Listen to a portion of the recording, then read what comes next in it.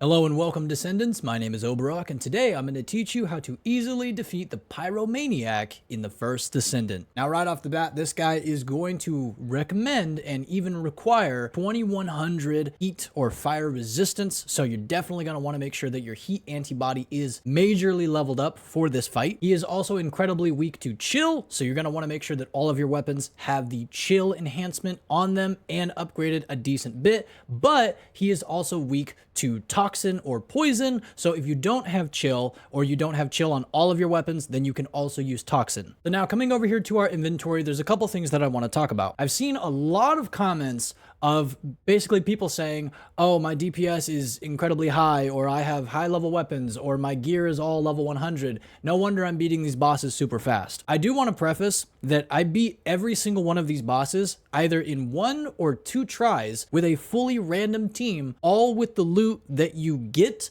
before you actually beat the boss. So all of the bosses are incredibly possible to beat them without having to be over the level, over the threshold, over the cap, anything like that. But that puts the pure, and I mean pure, emphasis on your mods and how you actually build for the fight. For instance, in the clip that I'm showing right now, I have all of these level 100 gears and I have all this crazy DPS, right? Well, I did not build properly for the fight. And yes, this is normal mode Pyromaniac.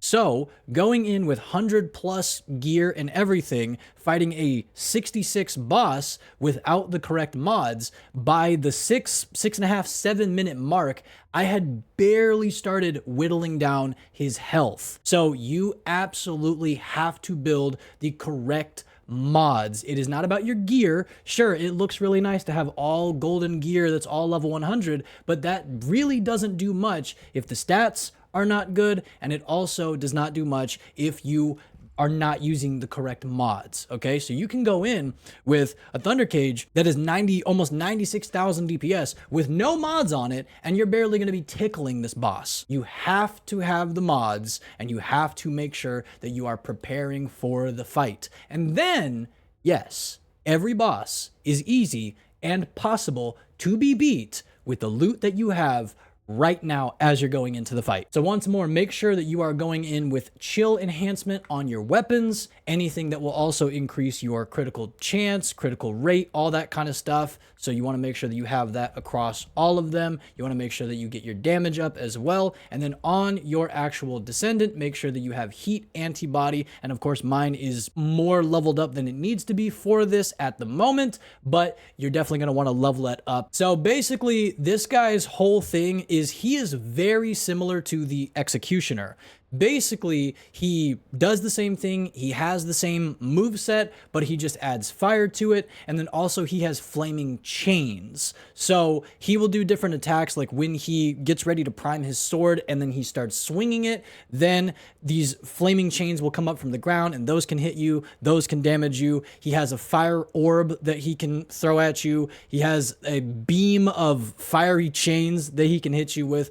All kinds of really crazy stuff. They are, for the most part, pretty easy to dodge, but it's just going to take looking at him and seeing when he's going to do it, what he's going to do. But ultimately, the big move that you really want to watch out for with this guy is when he is enraged. Sometimes he will do this without actually being invulnerable, but when he is, I'm talking full-blown enraged, he is going to do the same Executioner move where he's going to teleport you and everybody else on your team, or just you if you're solo, into the middle of the map, and you're going to be up like this, and you have to either, the moment you hit the ground, you roll out of the AoE, or you jump and then you grappling hook out or something like that, because if the moment he drops, if you're still in that red or orange AoE, you are going to take crazy damage. So make sure that you're not in that. All right, and now that we're in the boss fight, I would strongly suggest that you play a character for these specific fights that is not the exact element of the boss. So I would not take Blair into this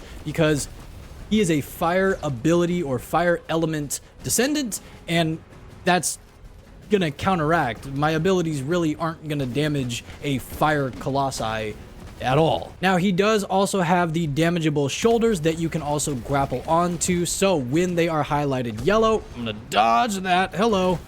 Hello, sir. Sir. Let me get that shoulder, please. So when it highlights yellow, also, when you hold the opposite button that you attack with, that allows you to hang on to the part. So they are going to thrash and they're going to try to throw you around and get you off of the mount. So hold the opposite button that you would attack with if you're on controller or mouse or something like that. And then that will allow you to hold on. At least I think it's the same on controller.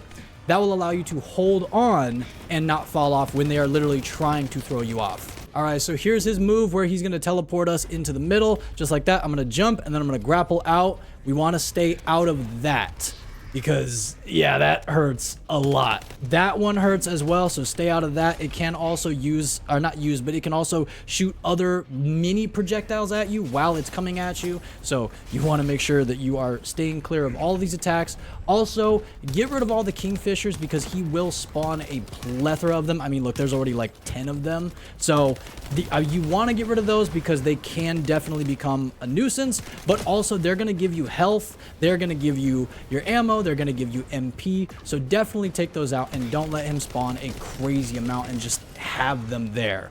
Now, we did actually just get a stagger point, so we're going to try to damage the boss as much as we can during that point, and then right back to business. Just going to keep running around. Now, he has enraged, and he is invulnerable, so we're going to go for the point on the back of his neck. But we're going to do this real quick, so any second. Boom, there it is. All right. Now, he also does have two big, like, circular AoEs. There it is right there, the flaming chains. Just jump over these. You want to make sure you don't get hit by those because they will also hurt a lot. There's one of the laser beam chain attacks that I was mentioning earlier, and basically, again, we're going to try to go for the weak point on, or his invulnerable spot, or vulnerable spot, I should say. We're going to try to go for that on the back of his neck, but he moves a lot, so it's kind of hard to get to it. But he doesn't stay in that state for too long, so you can get back to your DPS. We're going to jump over these. Don't want to get hit by those. And right back to the DPS. Why don't we hit him with a couple of these? Have some sticky grenades, buddy. How about a couple of those? Jump over that. Just a couple sticky grenades. Why not? There's that toxin as well. And this is exactly what I'm talking about with the kingfishers. They can definitely become overwhelming, and they will literally knock you out of position. So we want to try to take care of them as fast as you can before he just spawns an entire army of them. But now, the Pyromaniac is down. You can collect your loot and make sure that you get your amorphous material. That is wild. Make sure you get your amorphous material right here in the middle. Let's check it out. Let's see. What do we get? What do we get?